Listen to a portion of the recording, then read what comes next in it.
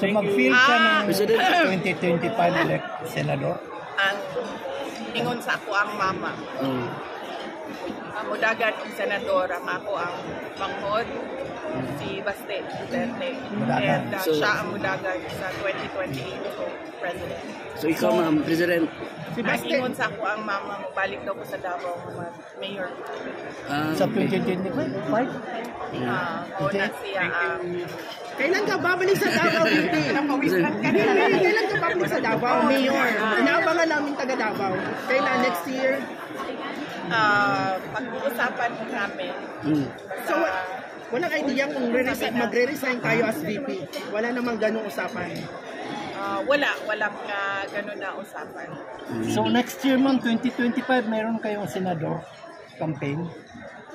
Lahat sila raring na tumakbo eh. Si PRD, senator, yung kuya ko, si Paulo Duterte, yung congressman ngayon, senator, si Sebastian Duterte.